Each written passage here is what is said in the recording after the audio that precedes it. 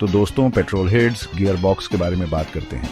ये वो हिस्सा है जो आपकी गाड़ी को जानदार बनाता है। ये धातु के बक्से जो कॉग्स और घूमते हुए बिट्स से भरे होते हैं, शायद ग्लैमरस नहीं लगते, लेकिन इनकी अहमियत को नजरअंदाज नहीं किया जा सकता। लेकिन ऑटोमोटिव दुनिया के असली हीरो यही हैं। ये गियर बॉक्स ही हैं जो आपकी गाड़ी को स्मूथ और एफिशिएंट बनाते हैं। इनके बिना आप फर्स्ट गियर में ही फंसे रहेंगे। इंजन बैंशी की तरह चिल्लाता रहेगा जब आप सड़क पर धीरे धीरे चलेंगे। सोचिए, अगर आपको हर बार गाड़ी चलाने में इतनी मशक्कत करनी पड़े। थ्रिलिंग ड्राइव का रेसिपी नहीं है ना? एक स्मूथ और एंजॉयबल ड्राइव के लिए गियरबॉक्स का सही होना बहुत जरूरी है।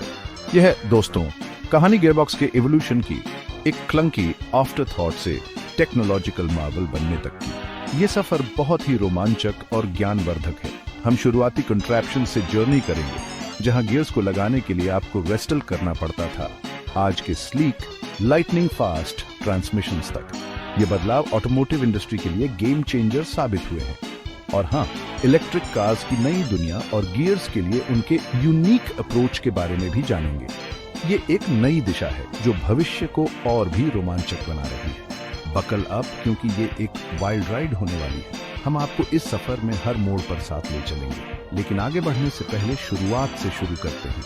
हर कहानी की तरह इसकी भी एक शुरुआत है, क्योंकि हम कहाँ हैं ये समझने के लिए आपको ये जानना होगा कि हम कहाँ से आए हैं। ये जानना बहुत जरूरी है कि हमने कितनी दूर का सफर तय किया है। और यकीन मानिए, गियर बॉक्स टेक्नोलॉजी के शुरुआती दिन उतने ही सोफिस्टिकेटेड थे जितना एक chimpanzee flat pack wardrobe assemble करने की कोशिश कर रहा है। ये सफर बहुत ही मजेदार और चुनौतीपूर्ण रहा है। मोटरिंग के शुरुआती दिनों में गियर्स बदलना एक एडवेंचर था। उस समय ड्राइविंग एक स्किलफुल आर्ट थी और गियर्स बदलना एक ऐसा टास्क था जो हर किसी के बस की बात नहीं थी। और एडवेंचर से मेरा मतलब है एक absolute pain in the back side. Her bar gear बदलना एक रेसलिंग मैच जैसा था। सोचिए, आप अपनी हॉर्सलेस कैरेज में जा रहे हैं, इंजन सीमेंट मिक्सर की तरह रैटल कर रहा है और आपको गियर बदलना है। ये एक नॉइजी और एग्जॉस्टिंग एक्सपीरियंस था। तो आप इस बड़े भारी लेवर को पकड़ते हैं, उसे न्यूट्रल में जैम करते हैं और फिर उसे अगले गियर में फोर्स करने की कोशिश करते हैं। ये एक फिजिकल और मेंटल चैलेंज था। प्रॉब्लम ये थी कि गियर्स अलग अलग स्पीड्स पर घूम रहे होते थे। ये एक सिंक्रोनाइजेशन का इश्यू था जो हर ड्राइवर को परेशान करता था। उन्हें एक साथ मैश करने की कोशिश करना ऐसा था जैसे एक स्क्वायर पैग को राउंड होल में फिट करने की कोशिश कर रहे हों, जबकि दोनों मैकरेना कर रहे हों। ये एक इम्पॉसिबल टास्क जैसा लगता था। रिजल्ट, एक भयानक ग्राइंडिंग नॉइज जो ऐसा लगता था जैसे बैजर्स के परिवार को ब्लेंडर में डाला जा रहा हो। ये साउंड हर ड्राइवर के नाइटमेयर का हिस्सा था। शुक्र है किसी ब्राइट स्पार्क को सिंक्रोम्स गियर्स का आइडिया आया। ये एक रेवोल्यूशनरी इन्वेंशन था। ये क्लेवर छोटी चीजें मीडिएटर्स की तरह काम करती थी। गियर्स की स्पीड्स को सिंक्रोनाइज करती थी एंगेज होने से पहले। ये एक गेम चेंजर था। अचानक गियर बदलना स्ट्रेंथ और मैकेनिकल सिंपैथी का टेस्ट नहीं रहा। ये एक एफर्टलेस और स्मूथ प्रोसेस बन गया। ये लगभग, क्या मैं कह सकता हूँ, एंजॉयबल था। ड्राइविंग अब एक प्लेजर बन गई थी, न कि एक चोर। अब मुझे पता है आप क्या सोच रहे हैं क्लार्कसन, तुम्हें मैनुअल गियरबॉक्स बहुत पसंद है।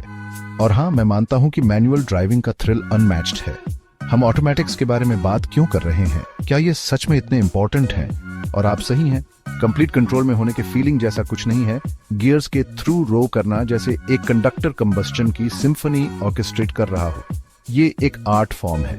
लेकिन आप ऑटोमेटिक ट्रांसमिशन के इम्पैक्ट को डिनाई नहीं कर सकते। उन्होंने ड्राइविंग को पूरी तरह से बदल दिया। अचानक ड्राइविंग सभी के लिए एक्सेसिबल हो गई, सिर्फ उनके लिए नहीं जिनको क्रंचिंग गियर्स और स्वेरिंग का शौक हो। ये एक रेवोल्यूशन था। कोई क्लच पेडल नहीं, कोई मिस्ड शिफ्ट्स नहीं, बस स्मूथ एफर्टलेस एक्सेलरेशन। ये एक नया अनुभव था। बेशक शुरुआती ऑटोमेटिक्स उतने ही रिस्पॉन्सिव थे जितने स्लीपिंग पिल्स पर एक स्लॉथ। लेकिन उन्होंने हमें एक नई दिशा दिखाई। लेकिन उन्होंने आज के सोफिस्टिकेटेड मल्टी गियर्ड ऑटोमेटिक्स के लिए रास्ता बनाया। ये टेक्नोलॉजी का एवोल्यूशन है। और ऑनेस्टली कभी कभी बस रिलैक्स करना और कार को थिंकिंग करने देना अच्छा लगता है। ये मॉडर्न ड्राइविंग का चार्म है। युद्ध के बाद ऑटोमोटिव दुनिया ओवरड्राइव में चली गई, पन इंटेंडेड। गाड़ियां फास्ट, स्लीक हो गईं और उनके गियर बॉक्सेस भी उनके पीछे पीछे। ओवरड्राइव गियर्स कॉमन हो गए, जिससे हायर स्पीड्स पर रिलैक्स्ड क्रूजिंग मिलती थी और फ्यूल एफिशिएंसी इंप्रूव होती थी। हमने नए मटेरियल्स और मैन्युफैक्चरिंग टेक्निक्स भी देखे। गियर बॉक्सेस छोटे, हल्के और ज्यादा ड्यूरेबल हो गए। वे अब सिर्फ कॉग्स के क्लंकी बॉक्सेस नहीं थे, वे प्रिसिजन इंस्ट्रूमेंट्स बन रहे थे, परफॉर्मेंस और एफिशिएंसी के लिए इंजीनियर्ड। और इनोवेशंस यही नहीं रुके। एक टेक्नोलॉजिकल रेवोल्यूशन के लिए स्टेज सेट हो गया था, जो गियर बॉक्स को प्योरली मैकेनिकल डिवाइस से एक सोफिस्टिकेटेड इलेक्ट्रोमैकेनिकल मार्वल में बदल देगा। सेक्शन 5, इलेक्ट्रॉनिक्स का उदय। कंप्यूटर्स ने संभाली कमान। 20वीं सदी के अंत में इलेक्ट्रॉनिक्स ने हमारी जिंदगी के हर पहलू में अपनी जगह बना ली और गियर बॉक्स भी इससे अछूता नहीं रहा। इलेक्ट्रॉनिक कंट्रोल यूनिट्स या ECUs दिखाई देने लगे, ड्राइवर से कुछ थिंकिंग का काम लेते हुए। ये शुरुआती ECUs काफी बेसिक थे, ऑटोमेटिक शिफ्टिंग और ओवरड्राइव एंगेजमेंट जैसी चीजों को कंट्रोल करते थे, लेकिन ये आने वाले समय का संकेत थे। प्योरली मैकेनिकल गियर बॉक्स का युग समाप्त हो रहा था और इलेक्ट्रॉनिक कंट्रोल का एक नया युग शुरू हो रहा था। इलेक्ट्रॉनिक्स और मैकेनिक्स के इस मिलन ने और भी सोफिस्टिकेटेड ट्रांसमिशंस का रास्ता साफ किया, जैसे कंटिन्यूअसली वेरिएबल ट्रांसमिशन या CVT, जिसने और भी स्मूदर शिफ्टिंग और इंप्रूव्ड फ्यूल एफिशिएंसी का वादा किया। सेक्शन 6, CVT और दक्षता की खोज। CVT या कंटिन्यूअसली वेरिएबल ट्रांसमिशन ने traditional gear box rule book को ही फेंक दिया। फिक्स्ड नंबर ऑफ गियर्स के बजाय इसने बेल्ट एंड पुली सिस्टम का यूज किया infinite number of gear ratios provide करने के लिए। रिजल्ट, थ्योरेटिकली कम से कम इंजन हमेशा ऑप्टिमल पावर और फ्यूल एफिशिएंसी के लिए अपने स्वीट स्पॉट में रह सकता था।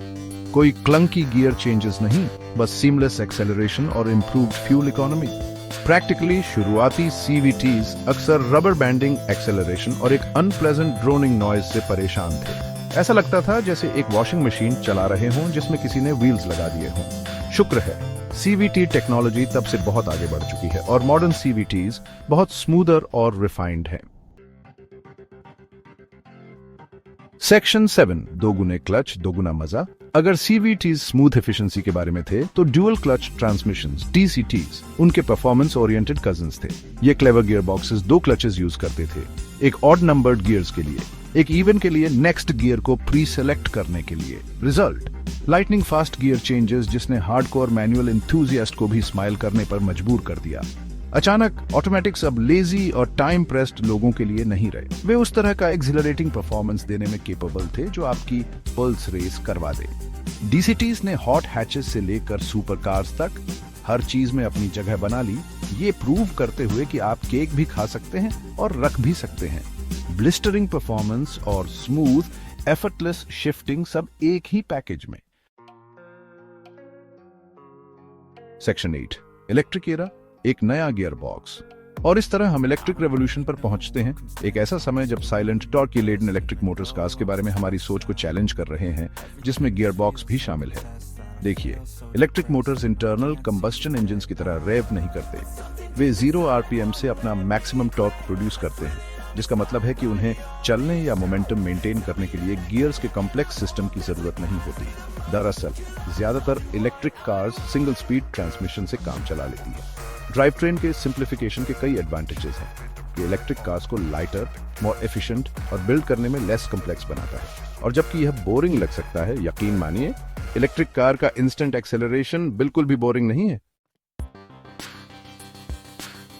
सेक्शन 9, शिफ्टिंग का भविष्य, एक खुली सड़क। तो ये रही गियरबॉक्स के एवोल्यूशन की एक विसल स्टॉप टूर। उन क्लंकी शुरुआती कंट्रैप्शंस से लेकर आज के सोफिस्टिकेटेड ट्रांसमिशंस तक यह एक लंबा सफर रहा है।